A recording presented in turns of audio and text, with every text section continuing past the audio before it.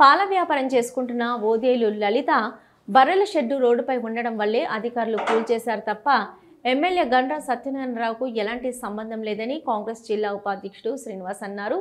ఈ మేరకు భూపాలపల్లి జిల్లా కేంద్రంలోని పార్టీ కార్యాలయంలో మీడియా సమావేశంలో మాట్లాడారు.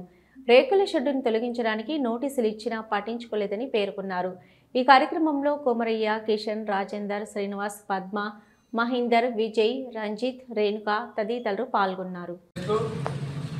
నిన్న క్యాంప్ ఆఫీస్లో కూరాకులో ఓదేలు వాళ్ళ భార్య గవర్నమెంట్ ఆఫీస్ అయినటువంటి క్యాంప్ ఆఫీస్లో బర్లను తీసుకొచ్చి తోలడం దురదృష్టకరం.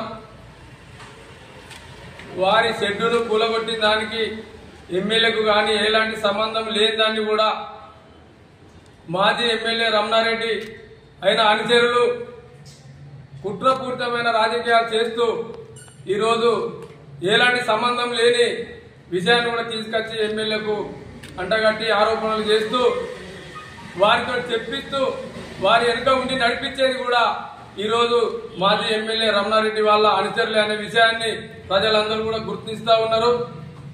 ఈరోజు మా ఎమ్మెల్యే గారు అభివృద్ధి పనుల మీద 119 నియోజకవర్గాలలో భూపాలపల్లి నియోజకవర్గాన్ని ముందంజలో ఉంచాలని ఆర్నిసర్ 24 గంటలలో 3-4 గంటలే పండుగలు 18 గంటలు పనిచేస్తున్న మా ఎమ్మెల్యే గారి మీద ఇట్లాంటి నీచ రాజకీయాలు చేస్తూ అనవసరమైన విషయాలను అంటగడితే ప్రజలు ఈరోజు నమ్మే పరిస్థితిలో లేరు.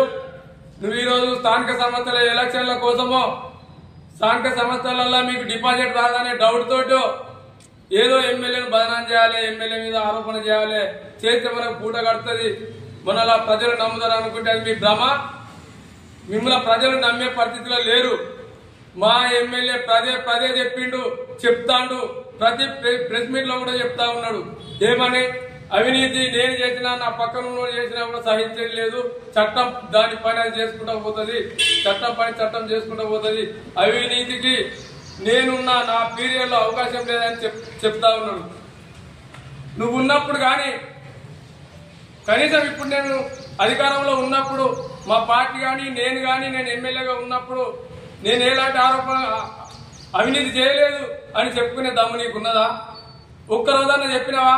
18 నెలల నుంచి 2000 సార్లు చెప్పచ్చు మా ఎమ్మెల్యే అవినీతికి తావులేదు, అవినీతి చెయ్యాలి.